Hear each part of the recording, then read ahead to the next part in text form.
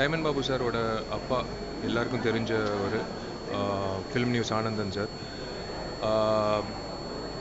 அவரோட பேரில் 2 பெண்கள் 2 மாணவிகளோட படிப்பு செலவு ஏற்றுக்கிட்டு அவங்க வந்து படிப்பு முடிகிற வரைக்கும் உதவலான்னு முடிவு பண்ணியிருக்கோம். அந்த பசங்க வந்திருந்தாங்க. அவங்க கண்டிப்பாக வந்து நல்லபடியாக படித்து ஃப்யூச்சரில் ஒரு நல்ல ஸ்தானத்துக்கு வரணும்னு வந்து நாங்கள் எல்லோரும் ஆசைப்படுறோம். So film news Anandan sir பேரில் அந்த 2 மாணவிகள் வந்து டிகிரி முடிகிற வரைக்கும் we have decided to help her through எங்கள் ட்ரஸ்ட் மூலிமா.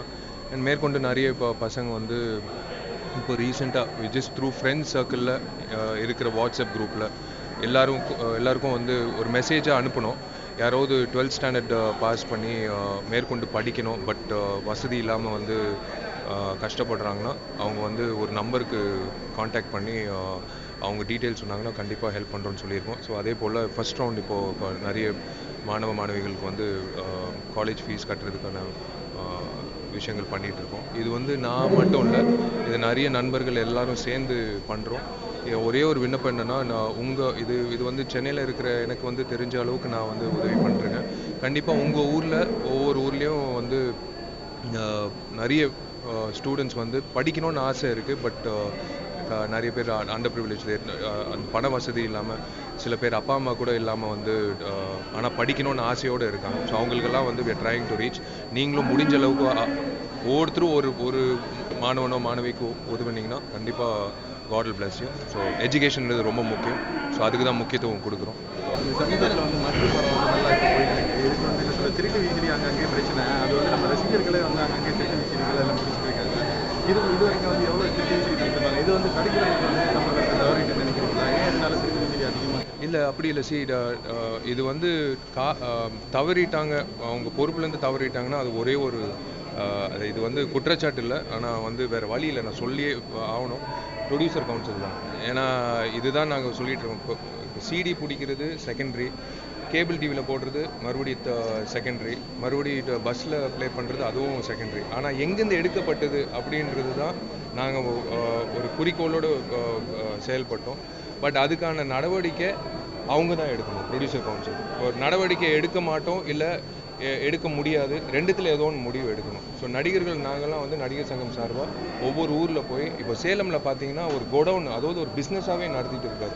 அவர் கிட்டத்தட்ட வந்து 3 வாட்டி அரெஸ்ட் ஆகி மறுபடியும் வெளியில் வந்து மறுபடியும் வந்து அந்த கிட்டத்தட்ட ஒரு லட்சம் சிடி வந்து அன்றைக்கி சிடி ரைட்டர்ஸ், அதாவது 5 நிமிஷத்தில் ஒரு 100 சிடி தயாரிக்கக்கூடிய மெஷின்ஸ் வச்சுக்கிட்டு அவங்க வந்து செயல்பட்டுருக்காங்க. ரமணாவும் நந்தாவும் போய் போலீஸோட உதவியோடு போய் I should thank SP Jayalakshmi madam போது போய் இப்போ அங்கேயும் பிடிச்சிருக்காங்க, மதுரையிலும் பிடிச்சிருக்காங்க, சென்னையிலையும் இந்த தகவல் வருது. இப்போ பொதுமக்கள் வந்து ஒவ்வொருத்தராக பஸ்ஸில் ட்ராவல் பண்ணும்போது இந்த படம் ப்ளே பண்ணுறாங்க. இப்போ ஏன் படம் இல்லை, பொதுவாகவே அது வந்து கேபிள் டிவியில் ப்ளே பண்ணிருக்காங்க, குடியாத்தமில் ப்ளே பண்ணுறாங்க, கூடலூரில் ப்ளே பண்ணுறாங்கன்னு ஒவ்வொரு தகவலாக வருது. இதெல்லாம் எங்களால் முடிஞ்ச அளவுக்கு வந்து இது சட்டப்படி குற்றம் அப்படின்ட்டு எல்லாருக்கும் சொல்லி நாங்கள் வந்து போலீஸ் டிபார்ட்மெண்ட்டோட ஒத்துழைப்போட அவங்க நடவடிக்கை எடுக்கிறாங்க.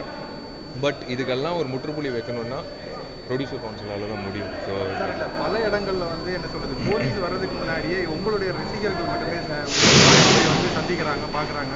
அதுக்கு பின்னாடி தான் வந்து அங்கே ஒரு பெரிய பிரச்சனைகள் ஆனதுக்கு அப்புறம் தான் போலீஸ் அங்கே வராங்க. இல்லை முழுமையாக வந்து நீங்கள் வந்து ஒரு திருட்டு வீசிங்கிறத அதை தடுக்கிறதுக்கு வந்து முறையாக வந்து சட்டம் ஒழுங்கு அதுக்குன்னு தனி சட்டப்பிரிவு இருக்கு. இல்லை, போலீஸ் டிபார்ட்மெண்ட் இருக்குது. இப்படி இருக்கும்பொழுது தன்னிச்சையாக உங்கள் ரசிகர்களும் நீங்களும் வந்து இந்த மாதிரியான செய்கிறது வந்து அது நியாயமாக இருக்கும்னு நினைக்கிறீங்க? இல்லைங்க, இட்ஸ் ஆல் அதாவது இப்போ நீங்கள் சொல்கிறது வந்து எங்கே நடந்தது எனக்கு தெரியல. முக்கியமாக வந்து போலீஸ் டிபார்ட்மெண்ட் இல்லாமல் வந்து நீங்கள் எந்த ஷாப்பும் ரேட் பண்ண முடியாது.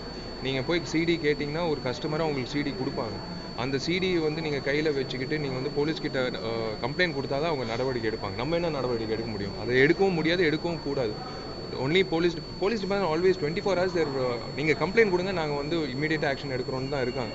அவ்வளோ வந்து இம்மீடியட் ஆக்ஷன் எடுத்திருக்காங்க இப்போ வரைக்கும். ஸோ இட்ஸ் ஒன்லி கம்ப்ளைண்ட்ஸ், அதுதான் முறை. எல்லாரும் கம்ப்ளைண்ட்ஸ் கொடுக்குறாங்க, அது நடக்குது. சார் மேலும் ஒரு கேள்வி, நம்ம இந்த திருட்டு வீசினா இந்த ப்ரொடியூசர் கவுன்சில், இந்த ப்ரொடியூசர்ஸ் இந்த அதிக விலையில் வந்து படம் வசூலிங்க. இப்போ வந்து சமீபத்தில் இந்த படத்துக்கு கூட வந்து சென்னையில் சில திரையரங்குகள், தூத்துக்குடி, திருநெல்வேலி உள்ளிட்ட மாவட்டங்களில் பல திரையரங்குகளில் வந்து அதிக கட்டணத்துக்கு வந்து கட்டணம் வசூலிச்சிருக்காங்க. அது வந்து குறிப்பாக ஒரு இணையதளம் அந்த ஒரு டிக்கெட்டை வந்து முன்பதிவு செய்யக்கூடிய ஒரு தனியார் இணையதளம் மூலமாகவே நேரடியாக வந்து அதிக விலைக்கு வந்து கட்டணம் வசூலிச்சிருக்காங்க.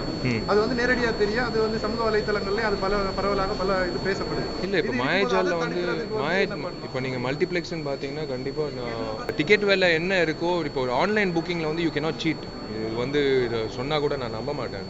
இப்போ மாயாஜால் ஆகட்டும் எங்கே எனி மல்டிப்ளெக்ஸ் சத்யம் காம்ப்ளெக்ஸோ புக் மை ஷோ அப்படிங்கிற ஒரு வெப்சைட் இருக்கு. அந்த புக் மை ஷோவில் வந்து 150லேருந்து 200 ரூபா வரை வாங்குறாங்க. அது வந்து நேரடியாக வந்து நம்மளே அந்த வெப்சைட்ல பார்த்து அப்போ அது கம்ப்ளைண்ட் அப்போ அந்த அத்தாரிட்டிஸ் தான் நீங்கள் கம்ப்ளைண்ட் நம்ம இல்லை திருட்டு விசிடி நம்ம ஒழிக்கிறதுக்கு மும்முரமாக வந்து நம்ம செயல்பட்டு இருக்கோம். நம்ம ரசிகர்கள் வந்திருக்காங்க. இதுக்கு வந்து நடிகர் சங்கம் தரப்புல இல்லை வந்து தனிப்பட்ட அதான் நான் சொல்கிறேன்.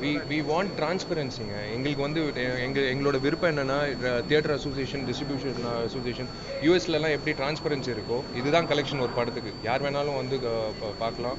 யார் வேணாலும் இது வந்து ஃபிக்டிஷியஸ் நம்பர்ஸே இருக்காது. அந்த மாதிரி டிரான்ஸ்பர் இன்ஃபேக்ட் கமல்ஹாசன் சாரே அதுதான் வந்து விருப்பப்படுறாரு. நாங்கள் எல்லாரும் விருப்பப்படுறோம். ஸ்டெப் பை ஸ்டெப்பாக தான் எடுத்துன்னு போக முடியும். டிரான்ஸ்பரன்சி இஸ் அகெயின் மற்ற பாடி சம்மந்தப்பட்ட ஒரு விஷயம். பட் ஃபர்ஸ்ட் திங் வந்து திருட்டு விசிடின்றது வந்து காலகாலமாக இருக்குது. அது வந்து சில பேர் வந்து டிக்கெட்டிங்னால வருது, இல்லை சில பேர் வந்து அஃபோர்ட் பண்ண முடியாது அப்படின்னு அவங்கவுங்க கருத்து இருக்குது. பட் திருட்டு விசிடின்றது ஒரு குற்றம்னு ரிவீல் பண்ணதுக்கப்புறம் தே ஷுட் ஆல் டேக் அது அவேர்னஸ் எல்லாருக்கும் வரணும். அதுதான் முக்கியம். புதிய அரசு பொறுப்பேற்றது தென்னிந்திய நடிகர் சங்க சார்பாக என்ன கோரிக்கை?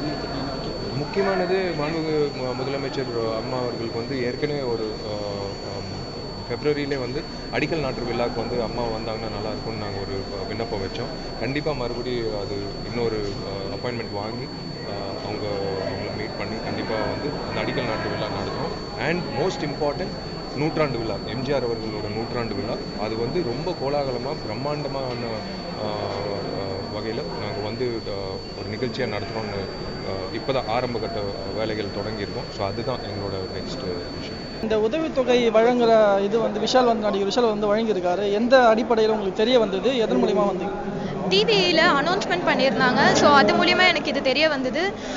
நான் வந்து விஸ்காம் பண்ணுறேன் second year. So mostly viscom ஸ்டூடெண்ட்ஸ்க்கு யாருமே வந்து ஸ்காலர்ஷிப் அலாட் பண்ண மாட்டாங்க. பட் அதுலேயும் ஏழ்மையான நிலையிலிருந்து படிக்கிற பசங்க இருக்காங்கன்னு தெரிஞ்சுக்கிட்டு நாங்கள் இந்த மாதிரி லெட்டர் எழுதி போட்டோம். அவர் 1 வீக் முன்னாடி கால் பண்ணி இந்த மாதிரி அவங்க ஸ்டாஃப் கால் பண்ணி இன்ஃபார்ம் பண்ணாங்க. ஸோ 1 வீக்கில் நாங்கள் ஷார்ட் லிஸ்ட் பண்ணி உங்களை கூப்பிடுவோம் மீட்டிங்க்கு அப்படி சொன்னாங்க. ஸோ கூப்பிட்டாங்க. எங்களுக்கு ஸ்காலர்ஷிப் கொடுத்துருக்காரு. அவருக்கு ரொம்ப தேங்க் பண்ணிக்கிறேன். எவ்வளோ இருக்கும்? எனக்கு 25,000 கொடுத்துருக்காரு 1 இயர் ஃபீஸ் கட்டுறதுக்காக. படிப்பு செலவு ஃபுல்லாக அவரே ஏற்றுக்கிற மாதிரியா இந்த செமஸ்டர் மட்டும் கட்டுற மாதிரி? இந்த இயர் அவர் ஃபீஸ் கொடுத்துருக்காரு.